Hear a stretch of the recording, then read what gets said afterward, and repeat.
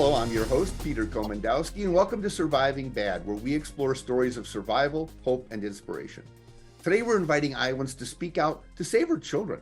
A high school student, a community leader, and a sheriff join us on this special presentation on behalf of the AC4C Coalition to shed light on addiction for profit and the harms to Iowa children. These are Iowans, Hannah, Julie, and Brent, brave enough to share their stories. Let's first meet Hannah, a student from West Hancock High School. Hannah, please share your story. Hello, my name is Hannah Barker. I'm 17 years old and I'm part of the Student Wellness Assistant Team, which is also known as SWAT at West Hancock High School in Britt, Iowa. I'm here, just like many of you, to help teens choose to be drug and alcohol free, which also makes a difference and also make a difference in our state by trying to pass laws to help keep our teens safe. I want to make an impact on our teens of Iowa's lives and help them become the best people that they can be. I'm a cashier at a local grocery store, and while working there, I've encountered things that are so shocking to me. The new things that we get at the store go over by me. So every Christmas, we get these little candy cane shooters, which are like candy cane shaped things with like shots in them, I guess. And so many kids go up to them and try to get the parents to buy them because they think that they're cool and that they think that they are for kids. Children see these colorful drinks and think that they are for kids, and they are not. They're trying to get kids thinking at a young age that alcohol beverages are good and colors make them attracted to them. They have colorful designs and make the drink in colors. Oh my goodness. They have colorful designs and make the drink seem harmless and fun, when in reality they can hurt the child mentally and physically forever. Stores also put them at a low level to make them in reach for little kids to grab their attention even more at a young age. Ever since I was young, I'm surrounded by people who did drugs and drank alcohol. I have 2 dads and 2 moms, and my whole dad side of my family is full of people who got hooked on drugs when they were young and never stopped. I've seen the effects on drug and alcohol on people and how it breaks a person down and completely changes them into a new person who cannot escape the things that they are addicted to. Most of the time, I encounter my family members who have drug and alcohol addiction at our family gatherings. I've grown up knowing which people in my family you can bet on will have a beer in their hand no matter what time, hour, or place it is. It hurts me to see that the people that I love and care about drink themselves to their breaking point. It's scary to think that one day I will lose these people to a drug and alcohol problem. I have tried to talk to them about their decisions of why they started and why it's not good for them, or frankly anyone in our family, but they see me as a little kid who is too worried and says that I'm fine and nothing will happen. I think it's vital to talk to our legislators so that we are heard. I mean, who's better to ask how to fix the problem of teens getting hurt with drugs and alcohol than the teens themselves?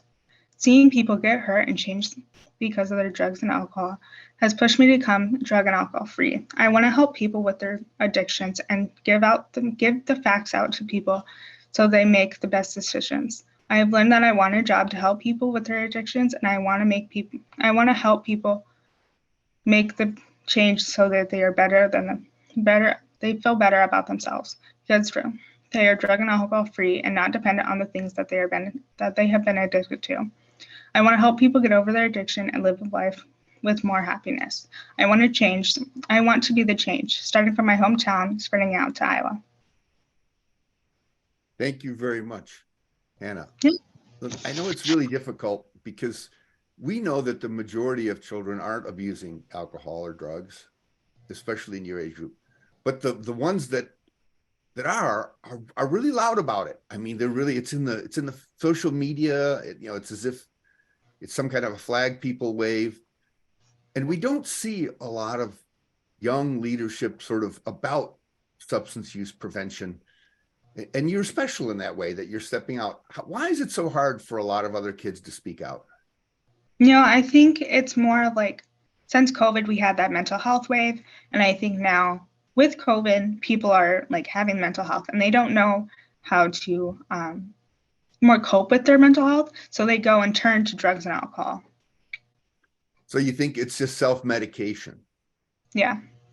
Do you think that parents and other people like you can help by starting dialogue with some of these kids to help them turn a different way? Yeah, I think so. I think it's like with the mental health, but also somebody that can show them the right way. Like I think they need to have good mentors and to have good relationships with people. What are some of the responses you've had from other kids and teachers at school, both good and bad? from the people I have been friends with that like have struggled with a drug and alcohol addiction, they said like with the people who want to help like them, they feel more comfortable with that, but also they don't know where to start, so they feel more stressed out to make them more into their addiction, which makes me feel bad because like I want them to feel happy and I want them to feel not stressed out all the time. Well, thank you so much for sharing. We're going to take a short break. When we come back, we'll continue the conversation with our guests. You don't want to miss this.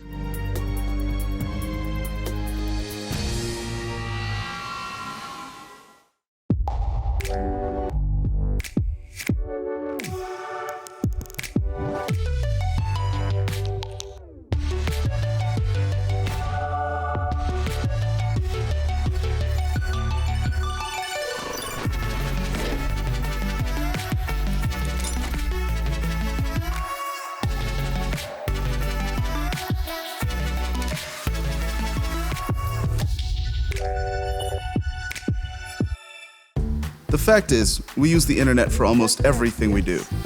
Smart cage, feed beaker. So when the internet doesn't work the way it should, you don't work the way you should. Kevin!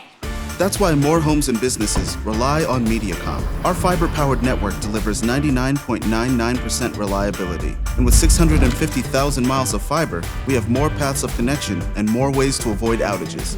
Not all internet is created equal. We build ours for you to rely on.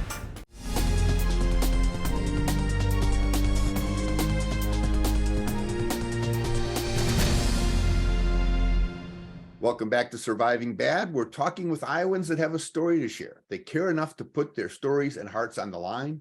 Let's meet Julie, president of the 5 Cs, the Clayton County Community Collaboration Council. And that's a mouthful. Julie, welcome to the show. Tell us a little bit about yourself. Thank you. Julie Depke from Elkader, Iowa. President of 5 Cs. I believe very strongly in our coalition to work to educate adults and students with drug and alcohol. I believe in education hopefully will make a change. My story that I got involved with is because I lost a brother to a drunk driver November 8th of 2009.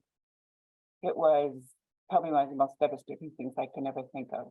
I'm one of 9 children, but he was my brother. He was the friend I went to when I needed something. He was, I can't justify all to say he was a father. He would be a grandfather now. He left 4 kids and his wife behind. It happened at like 5:45 in the morning. Drunk driver came over the center line and hit him head on. Him and his son were both in the vehicle. We got the call and I was told that there was an accident and that Cody, my nephew, was at the hospital, but my brother was still at the scene. I knew at that moment that my brother was gone. I knew he would never have left his son. It's probably a phone call that you never forget. And to this day, I have a hard time putting my phone, the phone call came early in the morning. I have a hard time putting my phone farther away at night because you always have that phone call in your mind. Seeing my sister-in-law tell all 4 kids that their dad was gone is something you never forget. It's devastating to see the kids grow up and every step of their life from graduation to marriage to grandchildren, and to know that he's not part of that. And he would be such an amazing grandpa that taken away. The other part, I guess, that I reach out to kids is this is something that happens and it happens long term. Through the time that this happened, I followed the court case. The day that it went to court and she was sentenced to prison, they asked her if she had anything to say to the family. And this was in August following, so she had months. And she said, well, I just didn't have time to put anything together. And I just to this day cannot understand how you couldn't say I'm sorry. She was very against having her picture taken with her handcuffs on. So one of the officers, bless their heart to this day, told me about that. So I was able to go around to the back of the courthouse and I got one of those perfect pictures that I smile at to think, does it make justice? No, but it's reality. This is what happens the long term. You know, she went to prison. The day the pro board met, they asked her to say, I'm sorry, and she still couldn't say it. You know, was released and she's got a record since then, you know, so I guess I reach out to let people know of my story but I hope sharing my story can change one other person's ending of their story. That's my biggest belief on reaching out. You know, it's rather profound to me when you mention that the person that caused the accident was totally unrepentant. Yeah. And we talk about stigma a lot, which makes it hard to help people with addiction, but we don't talk a lot about denial.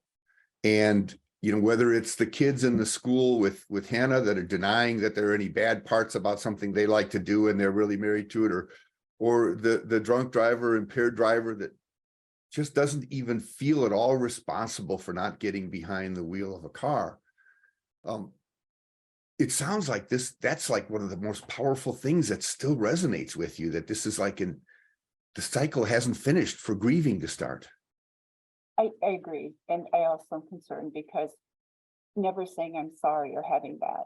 She's raising a family. How does she teach her children? Or do we teach the next generation the same thing without showing I'm sorry? You know, I think that day to have heard I'm sorry,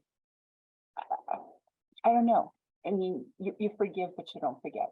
But my biggest thing is never hearing that, and we never will. It's words that will never be said. There's a part of sadness to think that a person can feel that. I'm not sure what word to say. Not to have that feeling inside, you know, and to be a mother. How do you raise your children without that?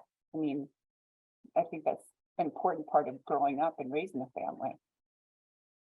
You know, you make a great point, because we're talking about one incident, one death, and yet you have a large extended family, kids and grandkids. So that one event, that one irresponsible action has influenced not only dozens of family members, but an entire community. And it's like a tsunami on the ocean. It just goes through everyone. It does.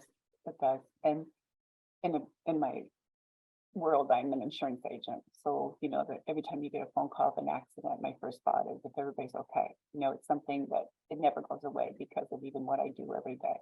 But Well, I thank you for sharing your story, and we look forward to asking you some questions when we get to the end of the show. After a short break, we'll be back to hear another powerful message on behalf of young Iowans and the risks of expanding addiction for profit in Iowa. Stay tuned.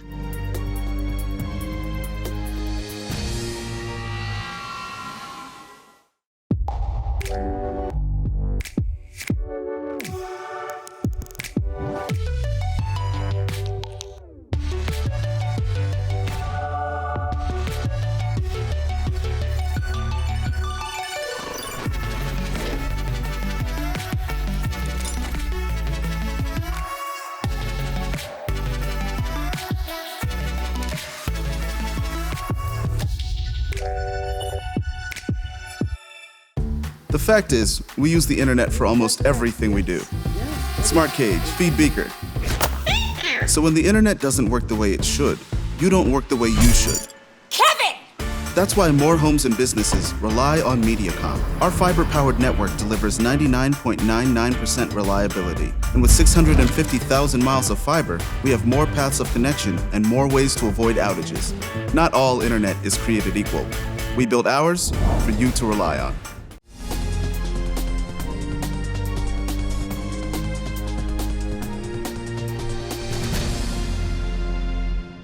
Welcome back to Surviving Bad. I'm your host, Peter Komendowski, and we're now joined by Jackson County Sheriff Brent Kilberg. Sheriff Kilberg, please give us your show. Hey, everyone. So, yeah, Sheriff Brent Kilberg here from Jackson County. Been in law enforcement about 33 years. I've had a wide variety of experience, from being a DARE officer to a school resource officer to SWAT team leader. Patrol, obviously, is where I started. Even worked undercover narcotics. So got a pretty wide variety of experience, and been fortunate enough to come back to my home county where I grew up here in Jackson County and become the sheriff a couple of years ago. So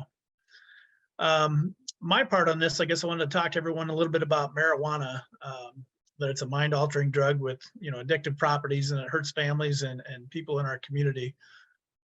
Some may argue that marijuana is not a gateway drug to harder drugs, but I think about it from this perspective. I would question whether most people who are addicted or have overdosed on harder drugs, I would assume that they've originally started experimenting with a gateway drug such as marijuana.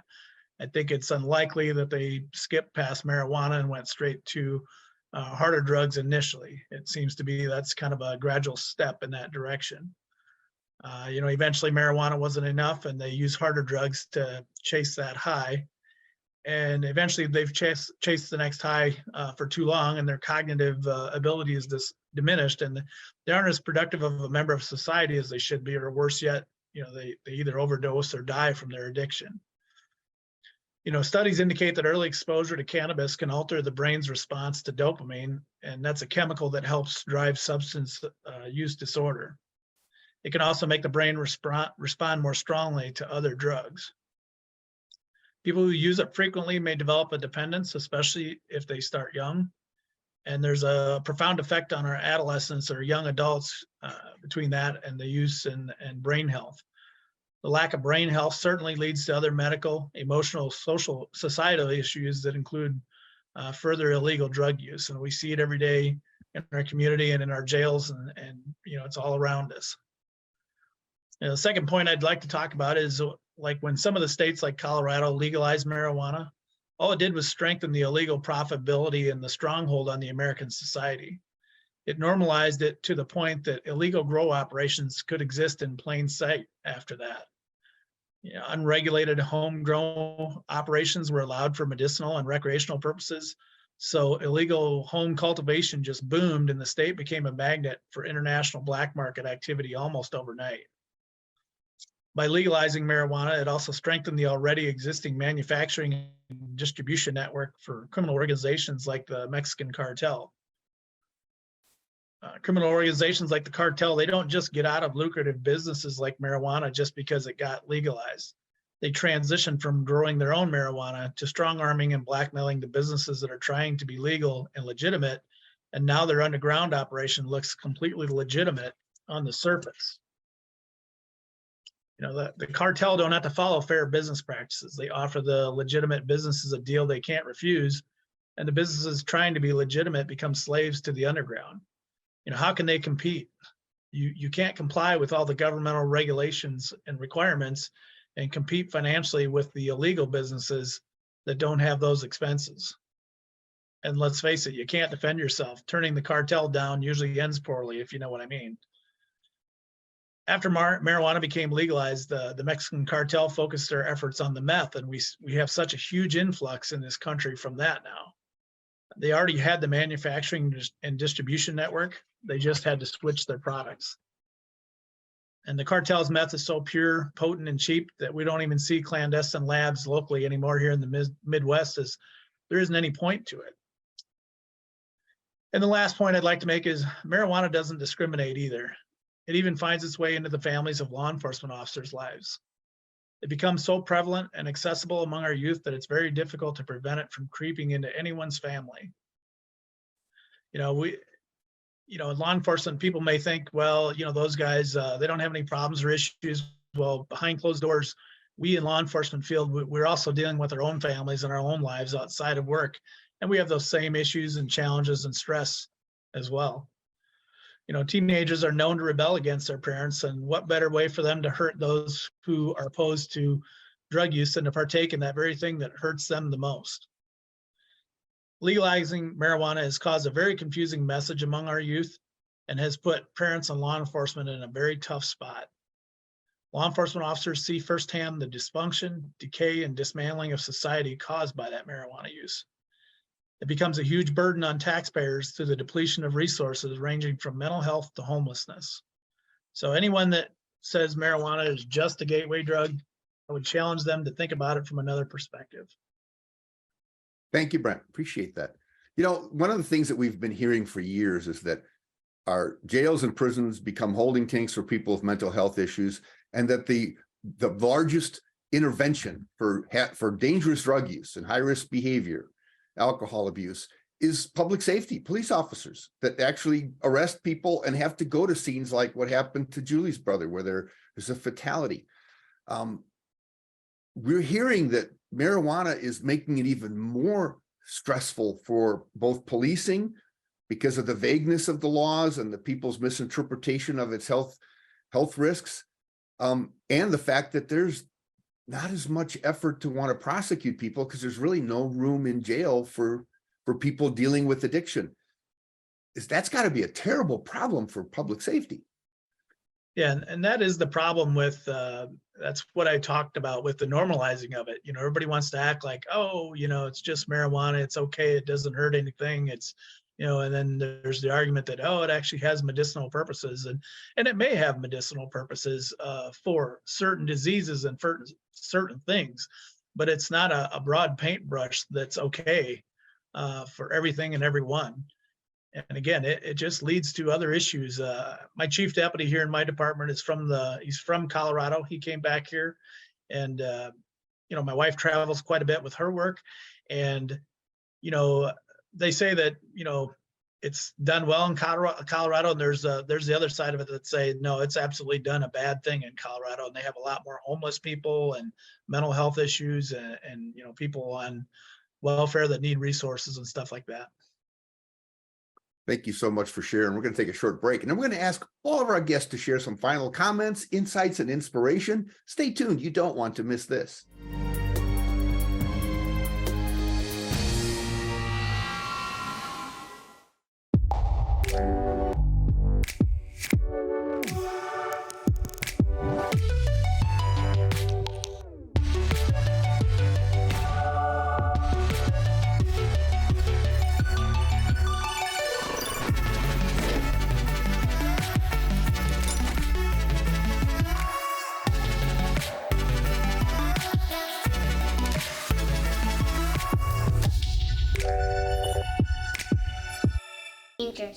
You told me not to cross the street without looking both ways. You told me not to touch the stove. You told me not to do drugs. You told me not to drink and drive. You gave me so many messages about how to stay safe. Why didn't you keep me safe by properly storing your gun?